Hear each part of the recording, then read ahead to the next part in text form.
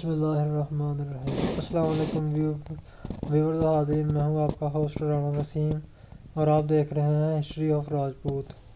تو آج کی ہماری ویڈیو کا ٹاپک ہے نارمل راجپوت۔ تو جموں و کشمیر میں نارما بھی راجپوتوں کا ایک معزز قبیلہ ہے۔ نارما قبیلے کو بعض مورخین نے اوان بھی لکھا ہے، جو تاریخی اعتبار سے غلط ہے۔ اوان ایک عرب قبیلہ ہے جو زیادہ تر لقب ملک اختیار کرتا ہے۔ اوانوں کا ہندو ہونا ناممکن ہے کیونکہ وہ سب مسلمانی حیثیت سے ہی برصغیر میں وارد ہوئے تھے۔ نارما راجہ امب کی اولاد ہیں اور امب رائیاں قبیلے کی ایک شاخ ہے۔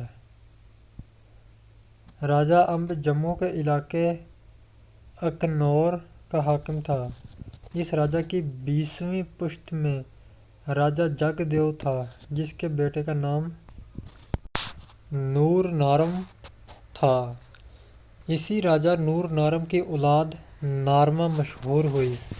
نارما راجپوتوں میں مشہور حاکم راجہ بھوج تھا، جو اس قبیلہ کے ایک راجہ دلم خان نے اسلام قبول کر کے اپنا نام دلی خان رکھا تھا، جس کو دیگر نارما برادری نے معاشرتی بائیکاٹ کر کے اکنور سے نکال دیا۔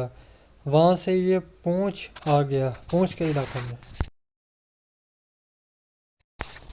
راجہ بھوج کے 2 لڑکے بکر خاں اور مہندی خاں تھے۔ ان دونوں کی اولاد جموں و کشمیر میں آباد ہے، بالخصوص روچی، راجوری، پونچھ اور میر پور وغیرہ میں ان کی آبادی پائی جاتی ہے۔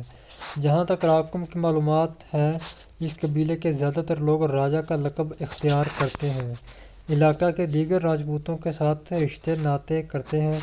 ضلع راجوری میں راکم کے آباء و اجداد کے ساتھ اس قبیلے کے افراد کے گہرے برادرانہ تعلقات رہے ہیں۔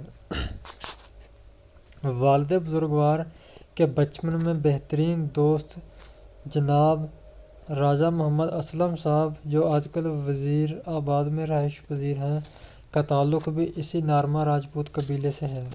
اس قبیلے کا مختصراً ذکر تواریخ راجپوتاں ملک پنجاب میں بھی کیا گیا ہے۔ تمام مستند تاریخی کتب میں نارما راجپوتوں کے تفصیلی حالات مرقوم ہیں۔ ٹھاکر کہن سنگھ بلاوریا نے اپنی دونوں تاریخی کتاب میں نارما راجپوتوں کا ذکر کیا ہے۔ سریندر کمار نارما، جو ہندو مذہب سے تعلق رکھتا تھا، اس نے نارما راج تصنیف کی تھی۔ اسی طرح محمد دین فؤاد نے بھی تاریخ اقوام پونچھ میں نارما خاندان کے تفصیلی حالات لکھے ہیں، لہٰذا اس میں ذرہ بھی صداقت نہیں کہ نارما کا تعلق اوان یا کسی بھی عرب قبیلے سے ہے۔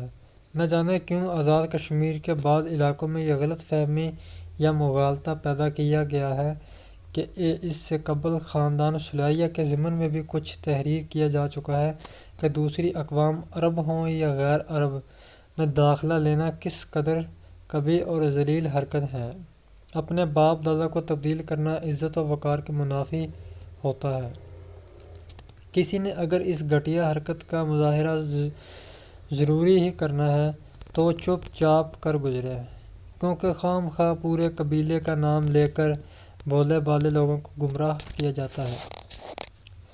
راجہ عبدالغنی نارما آف کالا باغ آزاد کشمیر نے بھی نارما راجپوتوں کی مفصل تاریخ ترتیب دی ہوئی ہے، جو کہ تاحال غیر مطبوع شکل ہے۔ سدھوتی باغ وغیرہ کے بہت سے عام موضوعات میں نارما راجپوت آباد ہیں۔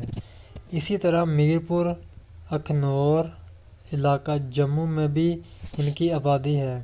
ضلع بھنبر میں گرہون، بڑودہ، مکڑی، بوہانی، تندوڑ، سریاں، ہری پور، بندیالی برجہ دیہات نارما راجپوتوں کی آبادی پر مشتمل ہیں۔